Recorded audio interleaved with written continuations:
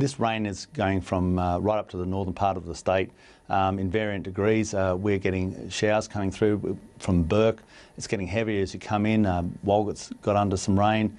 I know that where I am, my own place, we're putting in barley at the moment, so we've got under some rain, which is great. Cattle prices at Tamworth, I know the other day, we're getting up to $2.73, so getting close to $3 a kg live for 400 to 450 kg live feed on steers. This goes to show a real sense of encouragement. We've got Dr. Ross Ainsworth, who has said that the price of live cattle would go to around about $4 a kg live.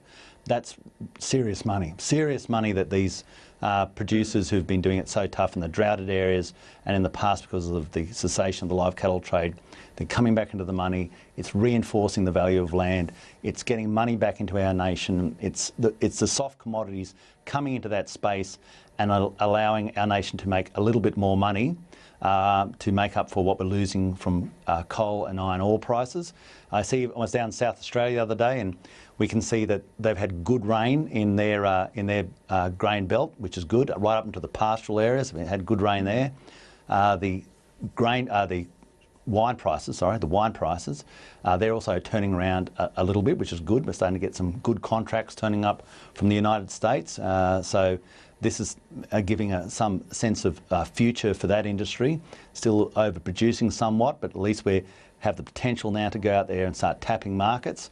West Australia, they're getting under some rain as well. I know it's coming in through the Kimberley, and so this is what we want. We've still got a droughted area which we'll have to address, and we will address, and that's probably from Longreach up to down to Walgett.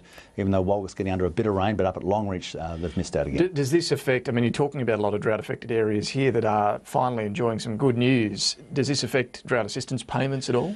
Well, obviously, the best assistance anybody can get is rain, and the good Lord gives that to them, not us. But we'd still have to help those who haven't had a cash flow for 3 years. We hope that some areas which we're going to miss out on a crop now have a capacity to put a crop in. What they'll be asking for, David, though, is the money to get it in, and that's why we've made concessional loans available at rates as low as 3.21%, so they can borrow the money to get a crop in to get the cash flow going.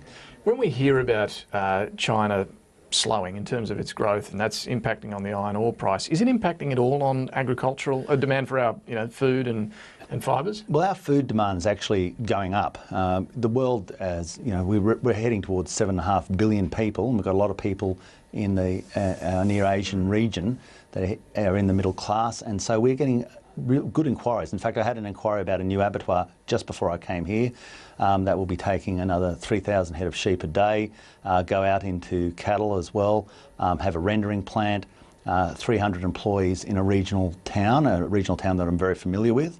And this is great news for those areas. Had another inquiry the other day about another abattoir they're looking at opening up in another town.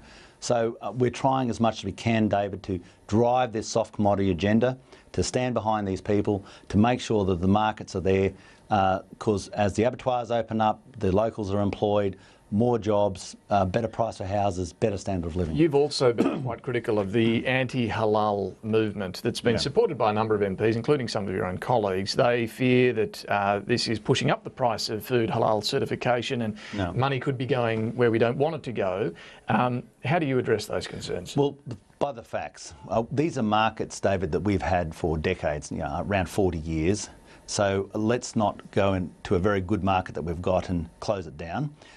We want to have good clients all over the world, in China, in the ASEAN regions with Vietnam, the Philippines, Indonesia, and in the Middle East. The Middle East has been a great client of ours for a long period of time. As I say, I don't find it intimidating. They've never asked me to become a Muslim. I've never asked for them to become a Christian. They're families that are dealing with families in Australia. We get along very well.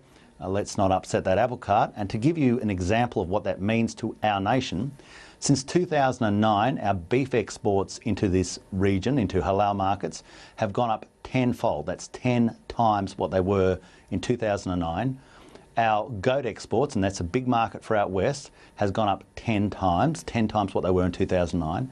Our mutton exports have doubled.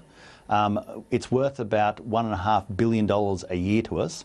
The total market is worth about $700 billion globally. I think that we're in the right place at the right time. I'm doing my best on behalf of our nation to make sure that we have good working relationships with those markets.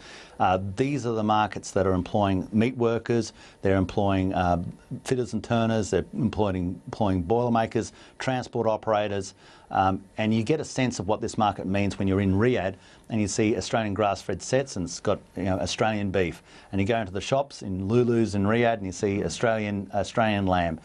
You go into the markets from Bahrain through to Lebanon, and you see our product being sold. We know that we have to have halal certification to sell into most of these markets. It doesn't affect us. As the good Lord himself said, it's not what goes into your mouth that matters, it's what comes out. And so I think that's a word of warning there.